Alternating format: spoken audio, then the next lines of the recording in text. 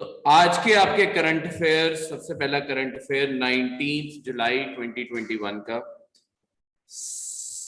तो 19 जुलाई 2021 के current affairs, आपके पहला करंट अफेयर है पेगासस स्पाईवेयर के बारे में। ये पेगासस पिछले ये लास्ट 2019 में करंट अफेयर में बहुत रहा, ठीक है। अभी रिसेंटली ये दोबारा से करंट अफेयर में आने लगा है। उसका कारण है कि सरकार ने ना इसके ऊपर जांच बिठाई हुई है, क्योंकि ये इंडिया के अंदर पेगासस बहुत ज्यादा फैला था। ये पेगासस था क्या? आपकी जो इजराइल जो कंट्री है, इजराइल गवर्नमेंट की तरफ से एक स्पाईवेयर क्रिएट किया गया था जो फैलता था व्हाट्सएप फॉरवर्ड्स जो होते हैं ना उसके साथ फैलता था। जब तुम किसी को व्हाट्सएप पे कोई फॉरवर्ड भेजते हो, होता क्या था, जैसे किसी ने किसी को कोई इमेज भेजी या कोई मैसेज भेजा, कोई वीडियो भेजी, कुछ भी भेजा, वो डाउनलोड करते हैं ना, ये उसी के साथ डाउनलोड हो जाता था फोन में। तो करता क्या था पेगासस, आपके मोबाइल से सारा का सारा डेटा वापस कॉपी मार के उधर भेजता रहता था इसराइल में, ताकि गवर्नमेंट आपके ऊपर, मतलब इसराइल की गवर्नमेंट लगातार नजर रख सके। ये सारी दुनिया की गवर्नमेंट्स करती हैं। इसे अपने आप में कहते हैं स्पूफिंग। ये जो चीज होती है इसे कहते हैं स्पूफ करना, स्पूफिंग करना। स्पूफिंग होता है किसी और के ऊपर निगरानी रखना, जांच रखना, उसे कहते हैं स्पूफिंग करना। तो यहाँ पे आपकी पेगासस बनाया इसी चीज के लिए गया था। ये एक स्पाईवेयर था जिसका काम था आपके फोन्स, आपके चीजों से डेटा निकाल के भेजना। जो बनाएगा उसी भेजेगा ना डेटा, ठीक है। जो बना रहा है, तो ये इजराइल ने बनाया था तो उन्हें ही डेटा भेजेगा, जो बना रहा है उसके पास ही हमेशा डेटा जाता होता, ठीक है। तो अब पेगासस स्पाईवेयर में क्या था, ये एक तो व्हाट्सएप से फैलता था, दूसरा ये सिर्फ एंड्रॉइड्स में फैल रहा था, ठीक है। एक एंड्रॉइड के किसी अपडेट में एक लूप होल था। ये जो बनाया गया वो loop hole, security loop hole का बेनिफिट उठा के इसे बनाया गया था। तो हुआ क्या कि एक बारी, मतलब ये डिटेक्ट कैसे हुआ, किसी ने इसे एप्पल के ऊपर इंस्टॉल, एप्पल के आईओएस के ऊपर इंस्टॉल करने की, जब उस फोटो डाउनलोड करने की, वहां डिटेक्ट हो गया ये। तो वहां से पता चला कि आपके एंड्रॉइड में कोई लूप होल है, मतलब साथ के साथ गूगल ने अपडेट देके वो बंद कर दिया लूप होल, पर ये 2-3 महीने स्प्रेड होता रहा, ठीक है। हर आईओएस में, मतलब हर ओएस ऑपरेटिंग सिस्टम में कोई ना कोई प्रॉब्लम जरूर होती है, कुछ आईओएस में भी है, कुछ एंड्रॉइड में भी है, ठीक है। पर ये स्पेसिफिकली एंड्रॉइड और व्हाट्सएप के थ्रू ये फैलता था, ठीक है। कभी आपको ये क्वेश्चन आ जाए कि फैलता कैसे था, क्या था, तो व्हाट्सएप के थ्रू, ठीक है। कुछ एप्पल की डिवाइसेस में फैलता था जो पुरानी है, ठीक है। तो अब आपके कुछ इसी से जुड़े हुए कंप्यूटर के वर्डिंग्स, जो अलग अलग चीजें होती हैं। स्पूफिंग मैंने आपको बताया, किसी के ऊपर निगरानी रखना, किसी का डेटा या कोई चीज चोरी कर लेना, ठीक है। जैसे कि अगर तुम किसी की आईपी एड्रेस, देखो हर सिस्टम का एक यूनिक आईपी एड्रेस होता है। जितने भी आपके कंप्यूटर्स या कुछ भी है ना, सबका एक यूनिक आईपी एड्रेस होता है। अगर तुम किसी का आईपी एड्रेस चोरी कर लो, तुम उसका सारा डेटा एक तरह से देख सकते हो, बंदा सारा दिन करता क्या है, ठीक है। तो एक बहुत ही सेंसिटिव चीज होती है ये। इसके अलावा जो फिशिंग होती है, ठीक है, पी से होती है पर इसे कहते हैं फिशिंग ही है। फिशिंग क्या होता है, ये स्कैम्स आपके बहुत ही कॉमन है। इसमें क्या होता है कि एक कोई नकली पेज बन के आएगा, जैसे कि कभी ईमेल आ जाएगी कि आप अपना फेसबुक का पासवर्ड चेंज करने की कोशिश कर रहे हो, तो ये लिंक पे क्लिक करो। तुम्हें एक बार लगेगा कोई हैक कर रहा है, तो तुम खुद चेंज करने की कोशिश करोगे कि मैं चेंज कर लूं ताकि मेरा हैक ना हो। पर होगा क्या, वो एक फ्रंट पेज होगा और एक बैक फेसबुक पे सेम क्रिएट हुआ होगा। तो तुम क्या कर रहे हो, तुम अपनी डिटेल्स वो फ्रंट पेज पे डाल रहे हो, कंप्यूटर वो चीजें, उन्होंने जो सिस्टम क्रिएट किया है वो सेम डिटेल्स वो पीछे कॉपी मार रहा है। तो होगा क्या, जैसे ही तुमने एंटर दबा के अपना नया पासवर्ड रखा, वो पासवर्ड कोई और रख देगा, तो तुम सारा एक्सेस ही खो बैठोगे। ये मतलब एक एग्जांपल है सोशल मीडिया से तुम कैसे बाहर हो सकते हो। दूसरे एग्जांपल्स में, जैसे आपके जो क्रेडिट कार्ड और डेबिट कार्ड होते हैं, उनकी इंफॉर्मेशन नेट से चोरी कर लेना, मतलब किसी से कहीं पे फिल करवाना सारी इंफॉर्मेशन और ट्रांजैक्शन करवा लेना ताकि डिटेल्स चोरी कर लेना, इसे कहते हैं फिशिंग। ये फिशिंग स्कैम्स होते हैं, ठीक है। तो ये फिशिंग के तरीके होते हैं जिससे ये सारी चीजें होती हैं। लास्ट ये जो स्पाईवेयर, जैसे मैंने आपको बताया, जो डेटा गैदर करते हैं, स्पाईवेयर कोई भी बना सकता है। स्पूफिंग स्पेसिफिकली होता है किसी के पीसी पे निगरानी रखना, ठीक है, वो होता है स्पूफ। ज्यादातर स्पूफिंग हमेशा गवर्नमेंट्स करती हैं, ठीक है। जो हम कहते हैं कि हमें कोई प्राइवेसी मिल रही है, कुछ मिल रही है, एक्चुअली सरकारों को सब पता होता है, क्योंकि कहीं ना कहीं सारी सरकारें कोई ना कोई स्पाईवेयर या कुछ ऐसा बना के बैठी हुई है, तो जानबूझ के फैलाती रहती हैं कि तुम्हारे सारी चीजें ट्रैक हो सके।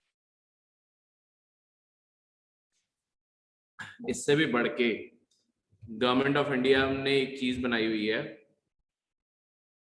कहते हैं नैट ग्रिड। ये नैट ग्रिड क्या है? ये हमारी सिक्योरिटी, इंटेलिजेंस सिक्योरिटी की ना बहुत इंपॉर्टेंट चीज है। नैट ग्रिड में आपका लिटरली हर इंफॉर्मेशन जाती है। आपने कार्ड कहां स्वाइप किया, आप कौन सा टोल क्रॉस किए हो, आजकल फास्टैग भी ऑनलाइन, मतलब आजकल सारी पेमेंट्स ऑनलाइन होगी ना, कैश नहीं है। वो इसीलिए है क्योंकि वो व्हीकल्स भी ट्रैक कर लेता है, कौन सा व्हीकल किस टोल से निकल रहा है, ठीक है, तुमने कहाँ ट्रांजैक्शन की, किस दिन की, क्या खाया तुमने, ठीक है, उसके बाद तुम्हारे फोन के बिल कितने आते हैं, हर चीज इसके अंदर जाती है। पर ऐसा नहीं है कि सरकार हर सिटीजन के ऊपर नजर रख के बैठी है, ठीक है, इतना कोई फ्री नहीं है कि 150 करोड़ लोगों की चैट पढ़ता रहे, ठीक है। ये सिर्फ इसलिए है ताकि जो सस्पेक्टेड लोग हैं ना, उन्हें सॉफ्टवेयर खुद फिल्टर आउट कर सके कि इनके ऊपर खास नजर रखने की जरूरत है। डेटा बहुत सारा जाता है, मतलब गवर्नमेंट कहती है कि प्राइवेसी मेंटेन्ड है, पर ऑब्वियसली प्राइवेसी पता ही है नहीं मेंटेन हो सकती। अगर तुम इंटेलिजेंस करना चाहते हो, प्राइवेसी अपने आप कॉम्प्रोमाइज होती है। तो यहाँ पे एक हमेशा बहुत ही जरूरी डिबेट का क्वेश्चन क्रिएट होता है कि तुम्हारे लिए प्राइवेसी इंपॉर्टेंट है या नेशनल सिक्योरिटी इंपॉर्टेंट है, ठीक है। तो ये मेंस का कभी क्वेश्चन के तौर पे ये चीज हो सकती है। हाँ जी खुशप्रीत। सर जैसे जो फिशिंग है ये तो किसी के भी थ्रू हो सकती है, जैसे गूगल है कई बार है ना, मांगता है कि वेरिफिकेशन के लिए अपना गवर्नमेंट अप्रूव्ड कुछ भी दीजिए, है ना, तो उसे ऐसे भी हो सकता है। हाँ हाँ बिल्कुल, वो स्पूफिंग होती है। जो आपके गवर्नमेंट, जो आपकी आईडी चोरी करेगा ना, आप बन के कोई कहीं कुछ करने की कोशिश करेगा, वो उसे स्पूफिंग कहते हैं। वो भी स्पूफिंग के अंदर आ जाता है। मतलब स्पूफिंग में ये भी आ जाता है, जरूरी नहीं है कि मतलब गवर्नमेंट से करे, मैं सिर्फ एक गवर्नमेंट का एग्जांपल दिया। स्पूफिंग में ये भी होता है कि तुम्हारी आइडेंटिटी भी चोरी हो जाती है, ठीक है। तो सर जैसे नहीं होता कि अगर आप एडल्ट हो, जैसे गूगल नहीं मांगता, कोई गूगल मीट पे हम आईडी वगैरह बनाते हैं, जैसे अगर कम एज का लिख दे तो वो मांगते नहीं है कि गवर्नमेंट अप्रूव्ड अपना कुछ भी दो, हाँ हाँ हाँ हाँ हाँ बिल्कुल। तो सर उसमें भी हो सकता है ये। हाँ हाँ बिल्कुल हो सकता है, कोई तुम्हारी फेक आईडी क्रिएट करके तुम्हारे डॉक्यूमेंट्स भी कलेक्ट कर सकता है। मतलब हमेशा देखो एक चीज, अगर तुमने हमेशा केयरफुल रहना है ना, जो तुम्हें ईमेल्स आती हैं, मैसेजेस आते हैं कि ये वेरीफाई करने के लिए इस लिंक पे क्लिक करो, ये करो, उस पर कभी मत क्लिक करो। अगर तुम सेफ रहना चाहते हो, मैं तुम्हें एक चीज सलाह के तौर पे दे देता हूँ, इन लिंक्स या इन चीजों के ऊपर वहां कभी क्लिक ना करो। अगर तुम चाहते हो रीसेट या कुछ भी करना, उसकी वेबसाइट पे जाओ, वहां जाके फॉरगेट पासवर्ड या वहां पे जाके क्लिक करो। उसके बाद अगर वहां पे लिखा आता है कि अब ईमेल गई है, वो ईमेल जेन्युइन होगी। अगर वो खुद ब खुद ईमेल्स आ रही हैं, जो कुछ भी आ रहा है, वो जेन्युइन नहीं होगी। नहीं, जरूरी नहीं है जंक में जाए। निकाल बथेरे जब जंग में जाने लग जाती हैं, वो अपना पीछे सर्वर चेंज कर लेते हैं। अगलों का स्कैम करना काम है, अगले भी उतने ही वो हुए हुए हैं। अगला जो करंट अफेयर है, ये आज इंडिया के रिगार्डिंग है, फाइनेंशियल एक्शन टास्क फोर्स। वैसे ये फाइनेंशियल एक्शन टास्क फोर्स जब भी हम करंट अफेयर पढ़ेंगे, पाकिस्तान के रिगार्डिंग पढ़ेंगे, ठीक है, पर इस पर इंडिया के रिगार्डिंग है। सी है क्या, सबसे पहले ये फाइनेंशियल एक्शन टास्क फोर्स का काम क्या है? आपकी सारी कंट्रीज के रेगुलेशंस को देखा जाता है। ये एक इंटरनेशनल बॉडी बनाई गई है कंट्रीज के द्वारा। इसमें क्या देखा जाता है कि आपकी जो कंट्रीज हैं, वहां पे लॉज कैसे एग्जिस्ट करते हैं, दो चीजों को लेके। एक तो है मनी लॉन्ड्रिंग। मनी लॉन्ड्रिंग क्या होता है?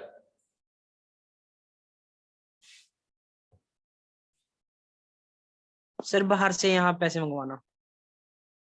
हाँ, यहां से बाहर जो हवाला जिसे कहते हैं ना, वो मनी लॉन्ड्रिंग होता है। यानी कि पैसे की जो 2 नंबर में ट्रांजैक्शंस हो रही है, ठीक है, हवाला का पैसा, तो मनी लॉन्ड्रिंग तुम्हारी कितनी ज्यादा इफेक्टिव है, क्या तुम अपने देश में मनी लॉन्ड्रिंग रोक पाते हो या नहीं रोक पाते हो, ठीक है, या कितने स्ट्रिक्ट कानून है तुम्हारे। देखो मनी लॉन्ड्रिंग रोकना एक बहुत ही मुश्किल चीज है, हवाला डिटेक्ट करना ही बहुत मुश्किल है, क्योंकि हवाला, तुमने बहुत बार ये वर्ड तो सुना होगा हवाला। हवाला की सबसे बड़ी बात क्या है, हवाला में ना पैसा नहीं मूव करता। जैसे हम वैसे जो भी बैंक ट्रांजैक्शन करते हैं, लेट्स सपोज तुमने यहां से कोई भी चीज अमेरिका, कोई आपका फ्रेंड रहता तो उसे पैसे भेजे, बैंक के थ्रू सारा पैसा ट्रांसफर होगा ना। एक ना सारी दुनिया का, एक और चीज बता दूं कभी आपको पेपर में आ जाए इसके साथ ही, सारी दुनिया के बैंक का एक ना कॉमन सिस्टम है, सारी दुनिया के सेंट्रल बैंक एक साथ जुड़े हुए एक सिस्टम से, उसे कहते हैं स्विफ्ट। इसे दुनिया का सबसे सिक्योर सिस्टम माना जाता है, इससे सारी दुनिया के बैंकिंग सिस्टम जुड़े हुए हैं, तो इसे हैक करना बहुत मुश्किल है। सारे सेंट्रल बैंक्स इसके साथ जुड़े हुए हैं, सारी दुनिया के, और सारे सेंट्रल बैंक्स को इसके ऊपर पैसा खर्च करना पड़ता है हर साल इसे और ज्यादा अपग्रेड करने में। तो ये बहुत ही सोफिस्टिकेटेड नेटवर्क है। तो तुमने किसी को भी कोई भी पैसा कहीं किसी भी देश भेजना है ना, जब भी, मतलब इंडिया के अंदर तो चलो तुम्हारी आरबीआई सेटलमेंट्स करवाता है, बाहर पैसा भेजोगे तो सारा पैसा ये स्विफ्ट के थ्रू होके जाता है, ठीक है। तो सारे का सारे पैसे की ट्रांजैक्शंस का रिकॉर्ड होता है कि कौन सा पैसा कहां से आया कहां चला गया। हवाला का पैसा ऐसे ऑपरेट नहीं करता, क्योंकि ऐसे ऑपरेट करे तो डिटेक्ट करना बहुत आसान हो जाए। पैसे की मूवमेंट है ना, पता चल जाएगी पैसा कहां से आ रहा है कहां जा रहा है। यहां प्रॉब्लम क्या है, आपके हवाला के में ये मूवमेंट कभी होती ही नहीं। हवाला में क्या होता है, हवाला की ये पूरी मूवमेंट में आपकी सिर्फ फोन कॉल्स जाती है। लेट्स सपोज किसी ने यहां से हवाला में पैसा भेजना है यूएसए, अमेरिका किसी ने पैसा भेजना है, तो होगा क्या, यहाँ पे जो हवाला का डीलर होगा वो उससे पैसे लेगा, अपना कमीशन रखेगा और कहेगा अमेरिका पहुंच के इस पर्सन से कांटेक्ट कर लेना, तुम्हें पैसा मिल जाएगा। तो पैसा होता क्या, उसे रुपी पकड़े ना इंडिया में, वो रुपी इंडिया में ही रहेंगे, वो बैंकिंग सिस्टम एंटर ही नहीं करेंगे। जो अमेरिका बैठा हुआ है बंदा, उसे बस वो कॉल कर देता है कि मुझे इतने पैसे मिले हैं, मेरे नाम पे तुम इस बंदे को इतने पैसे दे देना। तो होता क्या है, दोनों साइड पे वो अपनी बुक्स में लिख लेते हैं कि मैंने इसके इतने पैसे देने हैं और उसने कि मैंने इससे इतने पैसे लेने हैं।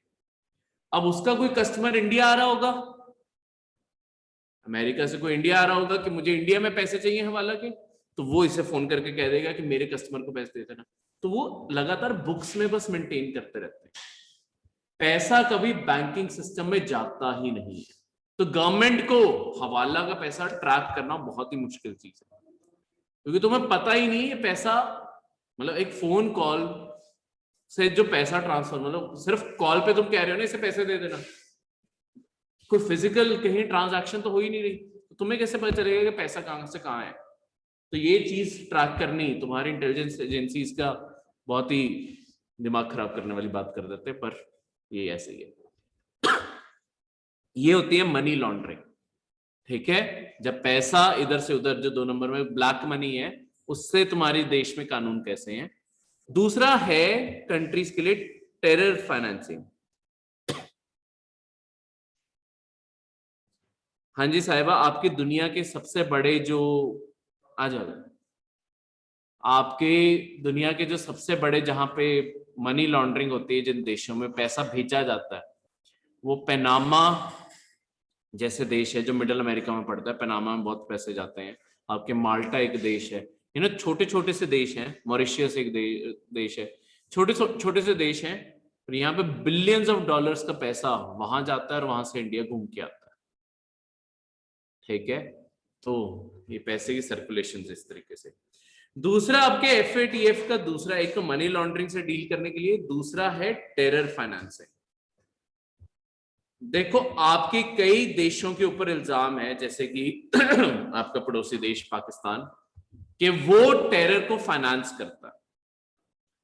तो ऐसे देश जो अपने देश के अंदर या तो खुद उनकी सरकारें टेरर फाइनेंस कर रही हैं, या उनके वहां पे टेरर ऑर्गेनाइजेशंस बेस्ड हैं, और वो अलाउ करते हैं उन्हें कि वो पैसा इधर से उधर ट्रांसफर कर पाए। तो अल्टीमेटली अगर कोई सिटीजन भी है वो किसी और कंट्री में टेरर फैला रहा है, वो भी तो उतने ही योगदान दे रही है, सरकार भी उसे रोक थोड़ी रही है। तो ये टेरर फाइनेंसिंग, देखो टेररिज्म को खत्म करने के लिए जरूरी है कि उनका पैसे की सप्लाई खत्म कर दी जाए।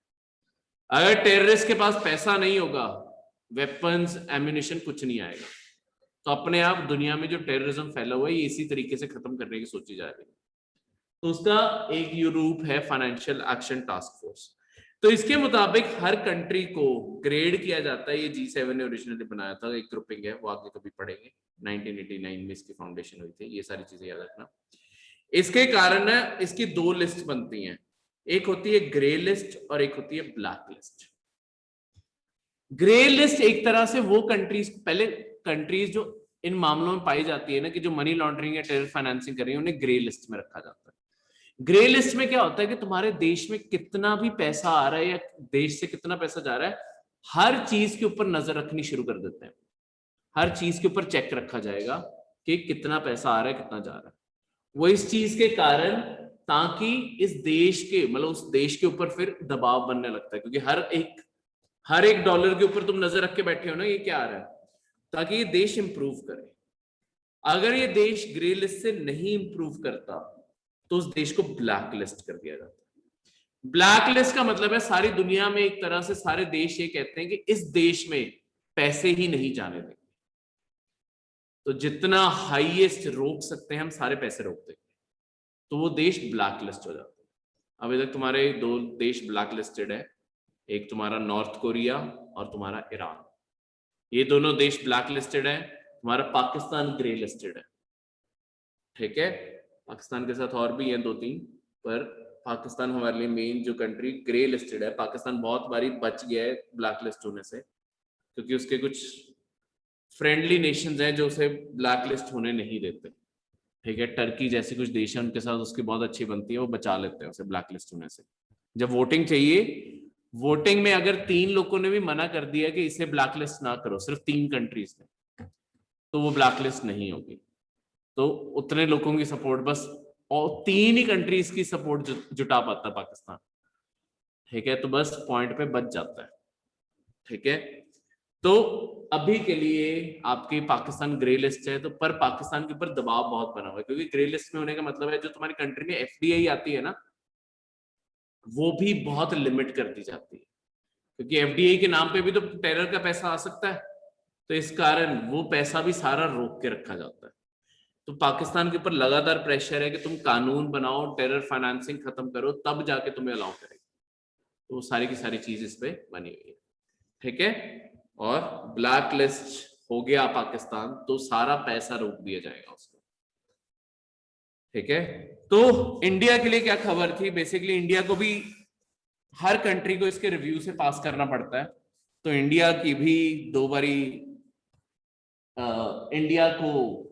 इंडिया की जो चेकिंग होनी थी उसे पोस्टपोन कर दिया गया। तो सेकंड टाइम अब पोस्टपोन किया गया कि इंडिया को नहीं चेक कर रहे, क्योंकि पेंडेमिक चल रहा है। तो गवर्नमेंट ने टाइम मांगा है कि बाद में चेक करना, अभी ना करो। ठीक है, कहीं ना कहीं क्योंकि हम भी टेरर फाइनेंसिंग करते हैं, चाहे हम बोले चाहे ना बोले। जो पाकिस्तान का सी, हम वो खबरें सुनते हैं जो यहाँ आती हैं। तुम्हें कोई अंदाजा नहीं पाकिस्तान के अंदर क्या हाल करके रखा हुआ है। ठीक है, क्योंकि ज्यादा अमीर है हम उनसे, तो उस पैसे की वो दिखती भी है। क्योंकि पाकिस्तान में उनका सबसे बड़ा, जैसे हमारे सबसे ज्यादा पैसे की जो ट्रांजैक्शन या जिस बिजनेस हब है जो इंडिया का, बिजनेस कैपिटल ऑफ इंडिया, वो है मुंबई। उनकी बिजनेस कैपिटल है कराची।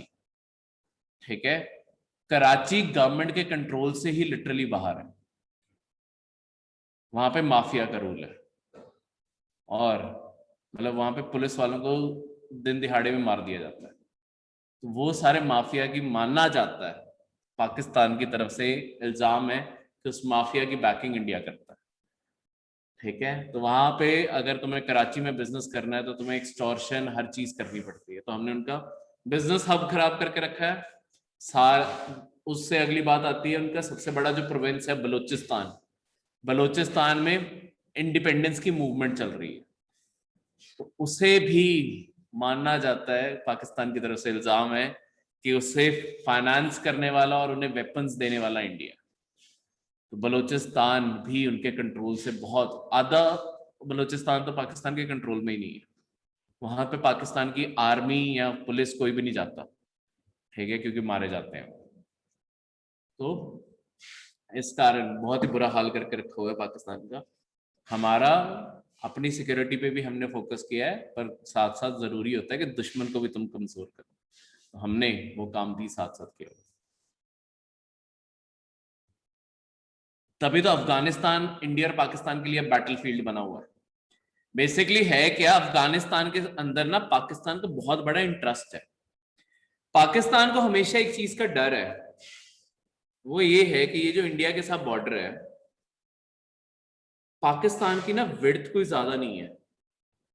अगर इंडिया के साथ कभी वॉर होगी फुल स्केल, इंडिया बहुत जल्दी कैपेबिलिटी होल्ड करता है कि पाकिस्तान को ओवररन कर जाए। तो इसके कारण प्रॉब्लम क्या है कि पाकिस्तान की गवर्नमेंट को कहीं तो भागना पड़ेगा अपने आप को बचाने के लिए। तो पाकिस्तान अफगानिस्तान को अपने बैकयार्ड के तौर पर देखता है, जहां पे वो जाके छुप सके और वहां से फिर वो अटैक्स लॉन्च कर सके।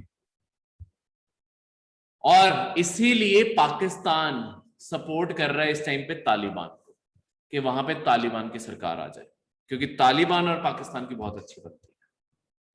और जो अभी अफगानिस्तान गवर्नमेंट है उसकी इंडिया के साथ बहुत अच्छी बनती है, तो उसके साथ ही इन्हें कभी भी बैकयार्ड का ऑप्शन नहीं मिले।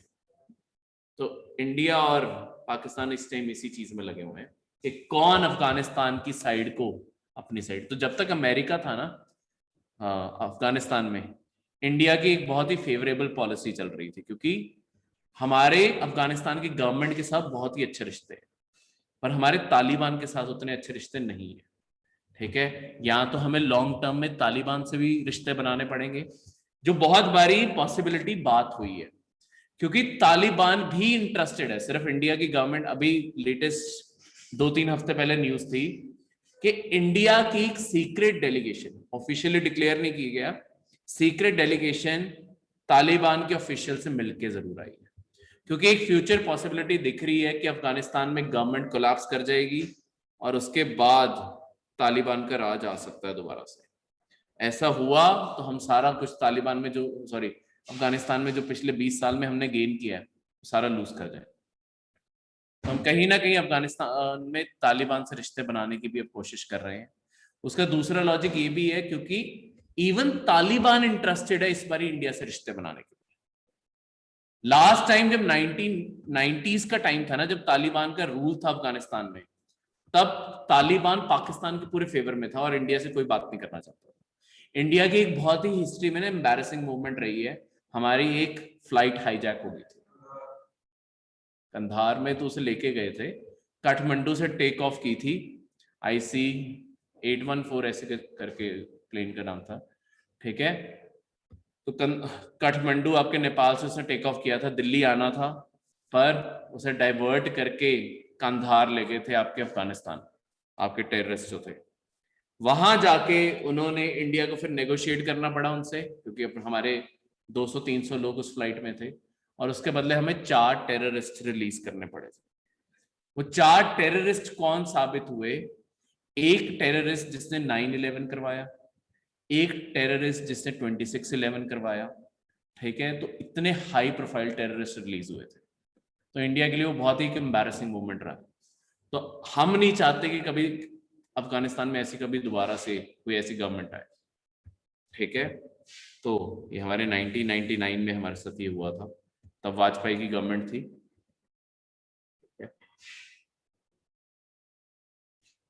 जब ये इंसिडेंट्स हुआ। Next is great barrier reef. अगला जो करंट अफेयर है वो है great barrier reef. Great barrier reef आपके ऑस्ट्रेलिया में पड़ती है, ठीक है। तो आपके करंट अफेयर जो बेसिकली है ना, आपकी एक लिस्ट बनती है, आपकी ना एक इंटरनेशनल एक ऑर्गेनाइजेशन है यूनेस्को, ठीक है, यूनाइटेड नेशंस की एक ऑर्गेनाइजेशन है। इसका काम क्या है? दुनिया में अवेयरनेस फैलाना, एजुकेशन फैलाना रिगार्डिंग कल्चर, डाइवर्सिटी, ऐसी चीजों के बारे में। तो यूनेस्को क्या करता है, एक ना लिस्ट बनाता है कि दुनिया में कौन सी हेरिटेज साइट्स बहुत ही इंपॉर्टेंट है और जहां की गवर्नमेंट्स को काम करना चाहिए इन हेरिटेज साइट्स को बचाने के लिए। हेरिटेज साइट्स दो टाइप की हो सकती हैं, एक नेचुरल भी हो सकती हैं जो नेचर ने बना के दी है हमें, ठीक है, और एक मैन मेड भी हो सकती है। जैसे एक इंडिया की हेरिटेज साइट में मैन मेड में जैसे ताजमहल आ गया, यूनेस्को की हेरिटेज लिस्ट में ताजमहल भी लिस्टेड है, मैन मेड है ना। दूसरा नेचुरल में आपके सिक्किम में सबसे बड़ा पहाड़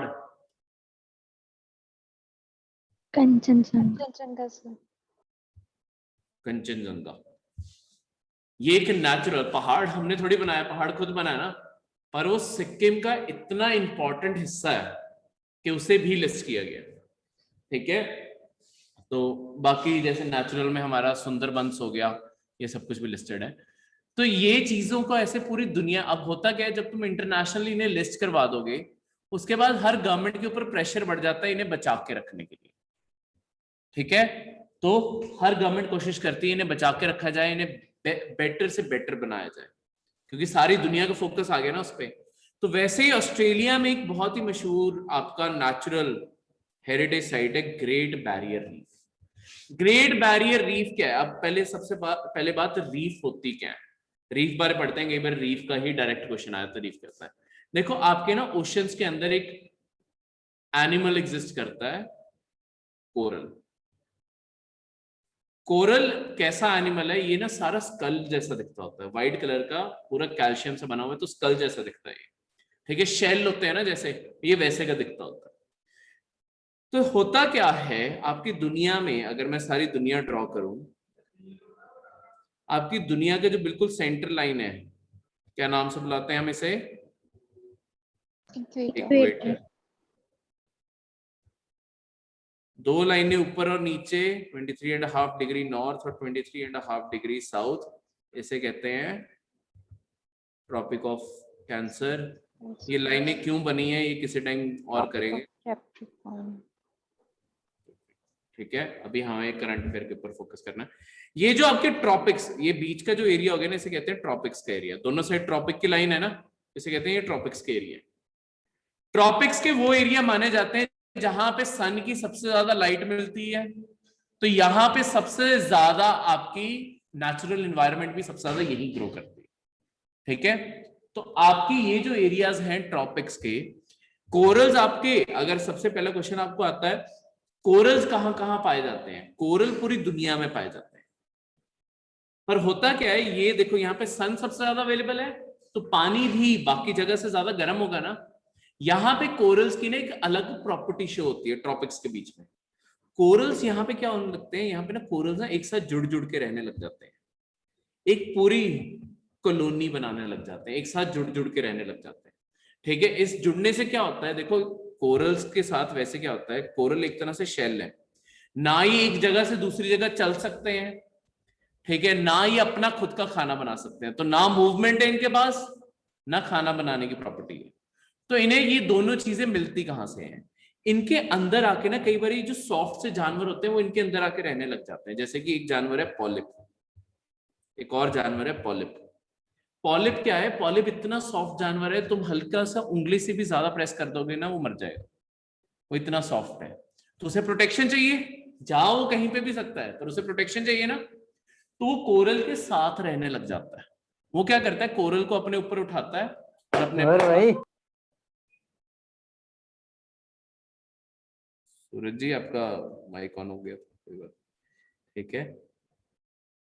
तो आपके जो पॉलिप हैं, जो इसके अंदर पॉलिप है, ठीक है, वो इसे क्या करते हैं, वो इसे मूवमेंट अलाउ करते हैं। तो पॉलिप जहां जहां जाएगा कोरल को अपने साथ ले जाएगा। अब इसके बाद क्या होता है, जब ये कहीं पे सेटल डाउन होते हैं, अब इन दोनों को, पॉलिप अपना खाना भी ढूंढ लेता है, तो पॉलिप थोड़े थोड़े से खाना भी खिलाता है, पर ज्यादातर खाना कहाँ से आने लगता है, जब ये कॉलोनी बना लेते हैं ना, इनके ऊपर आके पानी के अंदर ना एल्गे जम जाती है। एल्गे ऐसा जानवर है, वो भी एक एनिमल ही है, प्लांट है, ठीक है, वो अपना खुद का खाना बना लेता है, प्लांट है वो, ठीक है, माइक्रो ऑर्गेनिज्म है, और अपना खुद का खाना बना लेता है, ऑटोट्रॉप है वो, ठीक है। तो अपना खुद का खाना बना लेता है। तो एल्गे क्या करता है, एल्गे को देखो रहने के लिए इसके ऊपर सरफेस के ऊपर जगह मिल गई, कोरल के ऊपर, उस तो उसे रहने के लिए जगह मिल गई, उसके बदले वो कोरल को खाना खिला देता है और खुद भी खाता है। तो बहुत सारे जब ये एक साथ रहने लग जाते हैं ना, तो एक बहुत बड़ी कॉलोनी बन जाती है, जिसके बीच में थोड़े बड़े प्लांट्स भी आने लग जाते हैं, बीच में फिशेस भी रहने लग जाती हैं, सब कुछ होने लग जाता है। वो आप देखते हो ना कि आपकी मूवीज में जो स्कूबा डाइविंग पे जाते हैं, बहुत ही हरी भरी, मतलब अलग अलग रंगों भरी जगह होती है, वो कोरल रीफ्स होती है। जब ये एक साथ कॉलोनी बना के रहने लग जाएंगे, ये कॉलोनी को ही रेफर करते हैं कि ये रीफ है, कि एक साथ रहने लग गए। ठीक है, मैं आपको मूवी में जैसे आपको दिखता है उसकी रेफरेंस देने के लिए मेरे साथ में दिखा भी देता हूं।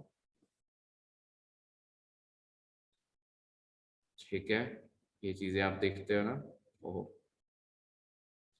ये चीजें देखते हो ना, इनका जो बिल्कुल बेस होगा ना वो कोरल्स होगा।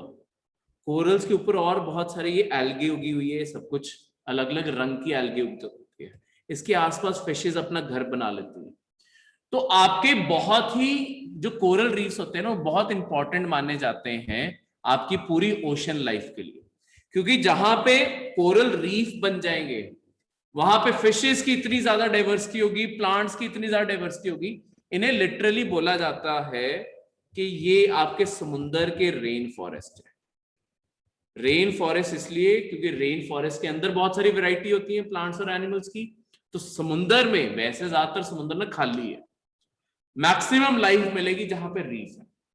पर अब इन्हें प्रॉब्लम क्या हो रही है, ये जो चीजें है ना आपकी जो कोरल रीफ है, ये ना दुनिया में मर रही है। इसका कारण क्या है, ये कोरल रीफ जो होता है ये बहुत ही सेंसिटिव है। अगर कहीं पे भी पानी ज्यादा सलाइन होने लगा, यानी कि समुद्र का पानी नमकीन है, अगर ज्यादा नमकीन होने लगा वो तब भी मर जाते हैं। और अगर ज्यादा फ्रेश वाटर भी आने लग गया, लेट्स सपोज कोई नई नदी गिरने लगी है, कभी भी कोरल्स जो होते हैं ना, कभी भी नदी जहां पे जाके समुद्र में गिरती है ना, वहां पे आसपास कभी कोरल्स नहीं पाए जाते, क्योंकि फ्रेश वाटर गिर रहा है तो नदी अपने आप, वहां पे नदी गिर रही है तो वहां पे समुद्र में आसपास थोड़ी जगह तक सैलिनिटी थोड़ी कम होगी ना, फ्रेश वाटर गिर रहा है, इस कारण वहां पे सर्वाइव नहीं कर पाते। उससे अगली प्रॉब्लम क्या आ रही है, जो टेम्परेचर राइज हो रहा है दुनिया में, अब एक हद तक ये गर्मी बर्दाश्त करते हैं, उसके बाद ये जो ऊपर एल्गे है ना ये मरना शुरू हो जाता है। एल्गे मर गया, खाना मिलना बंद हो जाएगा, ये सब भी मरने शुरू हो जाते हैं। तो आपके लिटरली इसे जिस इस पूरी चीज को जो रेफर किया जाता है ना, वो होता है कि आपकी कोरल ब्लीचिंग हो रही है। पर इस कोरल ब्लीचिंग का अल्टीमेटली मतलब क्या है कि उसके ऊपर सारी लाइफ मर रही है। क्योंकि हो क्या रहा है, अगर सारी लाइफ मर जाएगी, मैंने आपको बताया ना कोरल तो व्हाइट कलर के दिखते हैं हड्डियों जैसे, तो वो ऐसे दिखने लग जाता है कि सारा व्हाइट हो गया है और जैसे हड्डियां हड्डियां वहां पे पड़ी है। तो एक्चुअली जो ये आपको इमेज दिखती है ना, ये इसके नीचे एक पूरा ऐसे स्केलेटन जैसा बेस है, वो भी जानवर है, जिंदा है वो, ठीक है, पर वो सारा का सारा क्लीन हो जाता है, ये बिल्कुल साफ हो जाता है, ऊपर कुछ भी नहीं रहता। तो उसे कहते हैं कोरल ब्लीच हो गई, क्योंकि ये सारे रंग उड़ जाएंगे ना, तो कोरल एक तरह से ब्लीच हो गया। क्लियर है? तो इससे कोरल ब्लीचिंग कहते हैं। तो यही आपकी दुनिया की सबसे बड़ी जो कोरल रीफ है ना, वो ऑस्ट्रेलिया में, उसे कहते हैं ग्रेट बैरियर रीफ। ये इतनी बड़ी है कि सैटेलाइट से भी दिखती है, ठीक है, तो इसका साइज इतना बड़ा है कि ये सैटेलाइट से भी दिखती है। पर यही इसकी प्रॉब्लम आ रही है कि अब यहां पे भी पोल्यूशन और ये सारी चीजों के कारण ये सारे की सारी रीफ मर रही है। तो आपके चाइना ने प्रपोजल इंट्रोड्यूस किया है कि इसे एंडेंजर में डालो। तो ऑस्ट्रेलिया ने बोला है कि तुम कौन होते हो इसे एंडेंजर में डालने वाले, हम देखेंगे इसे एंडेंजर में डालना है कि नहीं डालना। एंडेंजर लिस्ट क्या होती है, ये जो हेरिटेज होता है, वैसे हर कोई हेरिटेज में लिस्ट करता है। उसके बाद जो आपके हेरिटेज जहां पे प्रॉब्लम में होता है ना, खत्म होने वाला होता है, कोई भी प्रॉब्लम आ रही है, उससे उसके लिए एक अलग हेरिटेज की लिस्ट बना दी जाती है यूनेस्को के द्वारा, उसे कहते हैं कि ये एंडेंजर्ड है, ताकि सरकारों को बताया जा सके कि इसके ऊपर एक्स्ट्रा नजर रखो, ये खत्म हो सकता है। तो इसलिए ये तरीका है। क्लियर है? समझ आ गया आज के करंट अफेयर? कोई भी किसी भी करंट अफेयर में डाउट हो? ये थे आपके आज के करंट अफेयर।